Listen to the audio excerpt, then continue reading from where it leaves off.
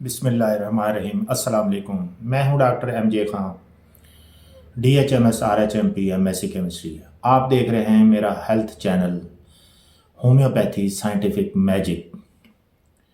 और आज की इस अहम वीडियो में हम बात करने वाले हैं होम्योपैथी की एक इंतहाई ताकतवर और एमरजेंसी दवाई एकोनाइट के बारे में, जो बुखार, सर्दी लगने, गले के दर्द, वायरल इन्फेक्शन और अचानक बीमारियों में ज़बरदस्त काम करती है। एकोनाइट ऐसी दवा है जिसकी अलामात बहुत वाज़े और शदीद होती हैं, यानी बीमारी अचानक और तेज़ी के साथ शुरू हो, खौफ, घबराहट, बेचैनी, दिल की धड़कन तेज़ हो जाए, जिस्म में लर्ज़ा तारी हो जाए, सर्द हवा लगते ही बुखार शुरू हो जाए, या ठंडी हवा में भीगने के बाद तेज़ बुखार शुरू हो जाए, तो एकोनाइट सबसे पहली दवा कहलाती है। एकोनाइट का मरीज़ आमतौर पर बहुत घबराया हुआ होता है। उसे लगता है कि वो शायद बीमारी से नहीं निकल सकेगा।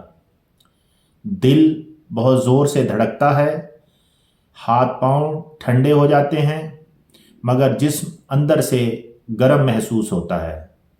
बुखार अचानक चढ़ जाता है, प्यास बहुत ज़्यादा लगती है, खुश्क खांसी होती है, गले में खराश, सीने में जलन या नाक बंद हो जाता है और सांस लेने में दिक्कत होती है।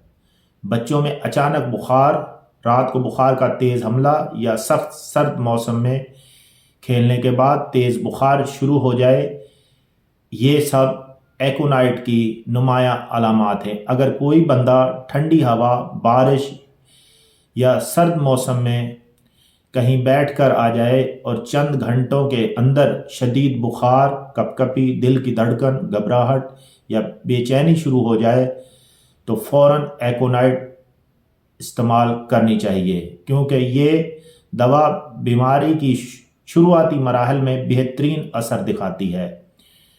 बड़े अफराद को एकोनाइट अमूमन 30 पोटेंसी में हर आधे घंटे के बाद 2 से 3 खुराकें दी जाती हैं, और जैसे ही अलामात में बेहतरी आने लगे वक्फा बढ़ा दिया जाता है। बच्चों में आमतौर पर 30 पोटेंसी बेहतरीन रहती है, 2 से 3 डोजें काफ़ी होती हैं, और शीरख्वार बच्चों में भी एकोनाइट 30 3 कतरों को आधे गिलास पानी में मिलाकर आधा चाय का चम्मच दिया जा सकता है। अगर अलामात बहुत शदीद हों, बुखार बहुत तेज़ हो या मरीज़ बहुत बेचैन हो, तो एकोनाइट 200 भी दी जा सकती है। मगर याद रखें, 200 हमेशा कम खुराक में दी जाती है, एक खुराक काफ़ी होती है, और इसके बाद मरीज़ को ऑब्ज़र्व किया जाता है। बड़ी उम्र के मरीज़ जिन्हें दिल की धड़कन, डर, घबराहट या ब्लड प्रेशर के साथ साथ बुखार हो जाए, तो एकोनाइट 30 बेहतरीन काम करती है। ये दवा वायरल फीवर, इन्फ्लुएंज़ा, टॉन्सिल, गले के इन्फेक्शन और खुश्क खांसी के शुरू में भी बहुत फ़ायदा देती है। अगर बुखार में जिस्म गर्म हो मगर हाथ पांव ठंडे हों, मरीज़ बेचैन, डरा हुआ, परेशान हो, हर आवाज़ से चौंक जाए या मौत का खौफ महसूस करे, तो ये एकोनाइट का परफेक्ट केस है। ये दवा जिस्म की कुव्वत मदाफ़त को फौरी बहाल करती है और बीमारी को आगे बढ़ने से रोक देती है। इसलिए इसे होम्योपैथी की एमरजेंसी दवा भी कहा जाता है। मगर याद रखें, अलामात बदल जाएं, मरीज़ पुरसुकून हो जाए या बुखार का पैटर्न तब्दील हो जाए, तो दवा फ़ौरन रोक देनी चाहिए ताकि दवाई का असर बरकरार रहे।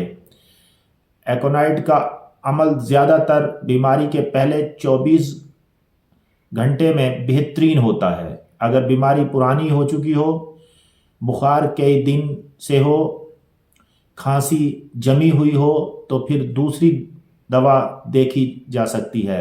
ایکونائٹ کا مریض روشنی اور شور سے ڈرتا ہے، اس کی نبض تیز ہوتی ہے، پیاس بڑھ جاتی ہے، زبان خشک محسوس ہوتی ہے اور سردی لگنے کے فوراً بعد بخار شروع ہوتا ہے۔